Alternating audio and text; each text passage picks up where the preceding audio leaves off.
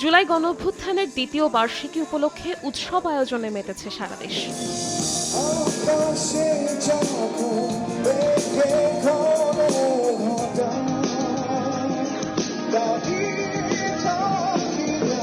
সংস্কৃতি মন্ত্রণালয় ও bands music association of বাংলাদেশের যৌথ উদ্যোগে সোহরাওয়ার্দী উদ্যানে কনসার্ট ফর ডেমোক্রেসি বাধার কারণে আয়োজন শুরু হয় বিকেল 4:30টায়। প্রথমেই মঞ্চে এসে পারফর্ম করেন জনপ্রিয় ব্যান্ড দল লালন।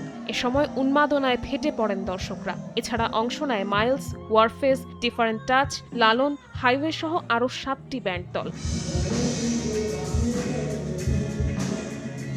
কনসার্ট আয়োজনের জন্য সংস্কৃতি মন্ত্রণালয়ের প্রতি কৃতজ্ঞতা জানান সময় টেলিভিশনের প্রধান নির্বাহী কর্মকর্তা জুবায়ের বাবু। সংস্কৃতি মন্ত্রণালয়ের মাননীয় মন্ত্রী নিতাই রায় চৌধুরী এবং আমাদের সাংস্কৃতিক মন্ত্রণালয়ের যারা আছেন প্রতিমন্ত্রী এবং আমাদের উপদেষ্টা, পাশাপাশি সচিব মহোদয়, আপনাদের সবাইকে ধন্যবাদ যে আমাদের জন্য, সাধারণ মানুষের জন্য এরকম একটি আয়োজন করেছেন।